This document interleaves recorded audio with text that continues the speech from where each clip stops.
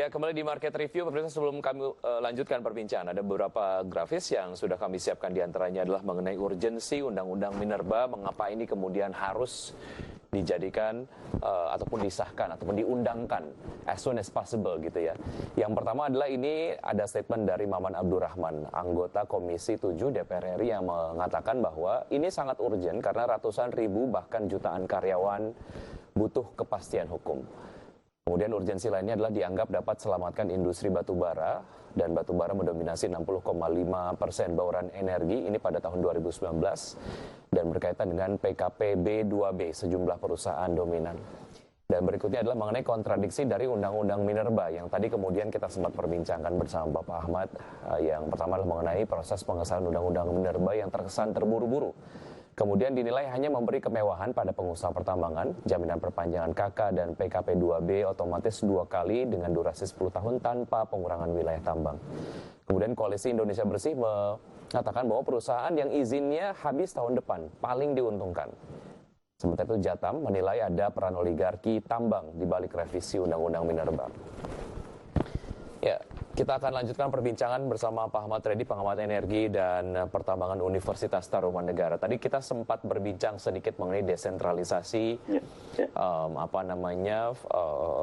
perizinan pertambangan batu bara lah ya, yang tadinya kemudian didistribusikan ke daerah ataupun kepala daerah, namun sekarang akan dipusatkan di pusat saja. Kalau kita coba memposisikan diri sebagai point of view pengusaha tambang batu bara, ketika misalnya pemerintah pusat mengeluarkan kebijakan A, tapi tidak kemudian sama di tingkat daerah, Pak Ahmad. Jadi artinya ini akan menghambat realisasi investasi. Menurut Anda seperti apa?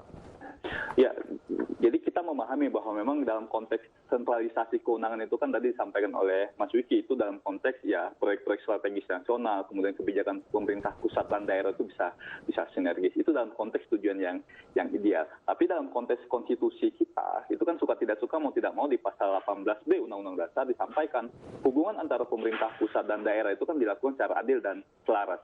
Artinya memang ada keterlibatan pemerintah daerah, karena memang ya salah satu aspek atau dorongan reformasi 98 itu adanya desentralisasi.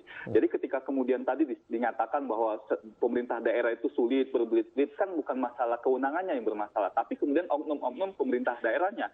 Artinya ini pelaksanaan tata kelola, bukan kemudian pelaksanaan kewenangannya. Banyak pemerintah daerah yang kemudian sangat mensupport bagaimana kemudian kebijakan pemerintah pusat. Ada mekanisme pemberian sanksi. Itu diatur di Undang-Undang 23 2014. Ketika pemerintah daerah yang bawel-bawel itu bisa bahkan dalam konteks Undang-Undang Pemda itu dipecat, diberikan peringatan pertama, kedua, ketiga, bahkan diberhentikan dari jabatannya. Jadi secara hukum sebenarnya kalau ada pemerintah daerah yang kemudian tidak mendukung proyek strategis nasional, kebijakan pemerintah pusat, norma standar prosedur yang ditetapkan oleh pemerintah pusat, sudah ada mekanisme hukum dan itu diperkuat di RUU Cipta Kerja.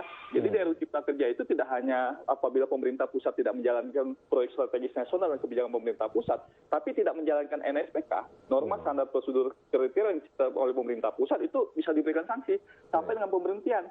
Bahkan ada mekanisme tadi penghentian transfer pusat. Jadi DAU, dana alokasi umum dan dana alokasi khusus bisa diberhentikan kepada pemerintah pemerintah daerah yang dianggap rewel, bawel dan tidak mendukung kebijakan pemerintah pusat. Saya kira bukan soal kemudian kewenangan itu ditarik, tapi bagaimana kemudian reward and punishment pemerintah daerah itu harus diterapkan. Dan infrastruktur hukum kita sudah jelas, Mas. Ya. Nah, ini dalam konteks konstitusi. Kemudian tadi disampaikan oleh Mas Wiki bahwa salah satu anggota DPR, Maman, mengatakan, misalnya Pak Maman mengatakan ada urgensi. Nah, setidaknya 4 urgensi Undang-Undang Minerba ini secara jernih kita lihat mengapa harus diubah. Pertama, menjalankan putusan Mahkamah Konstitusi. Karena Undang-Undang Minerba 4 2009 itu sudah 9 kali diuji oleh MK dan ada pasal-pasal yang kemudian harus diperbaiki di Undang-Undang Minerba yang baru. Kemudian yang kedua ada sinkronisasi dengan Undang-Undang Pemda. Karena Undang-Undang Pemda itu kan menarik berbagai kewenangan pemerintah kabupaten kota di Undang-Undang Minerba, itu harus diperbaiki juga. Kemudian yang ketiga adalah memenuhi kebutuhan hukum. Ada kebutuhan hukum yang memang tidak bisa diakomodir oleh Undang-Undang 4 tahun 2009. Misalnya terkait bagaimana status PKP 2B dan kontrak karya. Yang keempat adalah ada pasal-pasal yang tidak implementatif. Nah, dalam konteks 44 alasan ini, itu hanya alasan ketiga yang kemudian menjadi perhatian oleh pemerintah dan DPR. Bagaimana kontrak karya dan PKP 2B itu bisa ada kepastian hukumnya.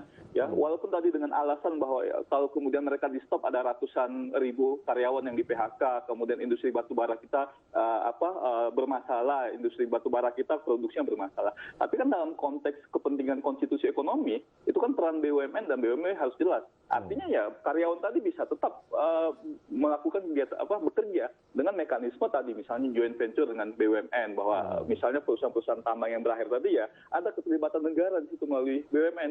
Artinya Anda tidak melihat mengapa undang-undang Minerba ini harus kemudian segera diundangkan, bicara mengenai kepastian hukum. Sebetulnya ada fungsi dari BUMN katakanlah untuk menjamin kepastian dari si karyawan-karyawan ini untuk kemudian tetap bekerja gitu ya, ada pengalihan kelola lah.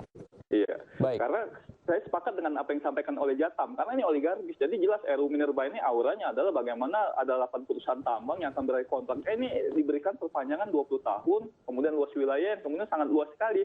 Padahal pasal 33 menginginkan ada kehendak di situ BUMN yang terlibat. Ya kan bisa saja tadi mekanismenya ada pembagian saham, joint venture. Jadi karyawan-karyawan tadi itu kan bisa kemudian mekanismenya adalah dikelola oleh Badan Usaha Negara bersama dengan misalnya ex-PKP 2B. Jadi ini yang kemudian saya lihat bahwa abai terhadap kepentingan konstitusi ekonomi kita, abai bahwa negara ini punya perusahaan-perusahaan negara di bidang tambang yang harus terlibat juga dalam usaha kegiatan tambang. Bagaimana kemudian PLN itu membutuhkan batu bara. Tadi kan sebagian besar diproduksi oleh PKP 2B, bukan BUMN. Padahal listrik itu dalam konteks bauran energi, dalam konteks kedaulatan energi itu sangat penting bagi rakyat. Sehingga ya batu bara itu tidak boleh diswastanisasi. Ada keterlibatan negara melalui Badan Usaha Negara. Gitu, Mas Wiki. Ada potensi kehilangan daerah yang cukup besar jika kemudian untuk perizinan pertambangan batu bara hanya dipusatkan di pusat saja gitu ya. Secara hitung-hitungan potensial loss-nya seperti apa, Pak Ahmad? Ya. Dulu itu kan kalau di pemerintah daerah kan ada PAD lah, pendapatan asli daerah yang dari pelayanan perizinan. Jadi IUP-IUP yang dikeluarkan oleh pemerintah daerah itu kan ada kompensasi ekonomi berupa pelayanan perizinan. Nah, ketika itu ditarik ke pusat kan otomatis ya pendapatan daerah dari pelayanan perizinan itu kan nol. Sehingga kemudian ini menjadi malapetaka juga dari pemerintah daerah. Jadi lokasi tambangnya di daerah, kalau ada konflik sosial daerah yang akan menanggung, ketika ada kerusakan lingkungan daerah yang menanggung, ketika ada masyarakat yang bermasalah yang didemo adalah pemerintah daerah, tapi kewenangan di Jakarta, kemudian pendapatan itu di Jakarta. Ini dalam konteks sentralisasi, dalam konteks kewenangan, dalam konteks otonomi daerah ini tidak bisa. Padahal dalam teori bahwa ketika kewenangan itu diberikan karena 3 hal, Mas. Yang pertama adalah lokasinya berada di daerah tersebut, yang kedua dampaknya berada di situ, yang ketiga adalah manfaatnya ada di daerah. Nah, ini lokasinya di daerah. Dampak dan manfaat itu lebih besar dirasakan daerah, tapi kewenangan ditarik ke pusat.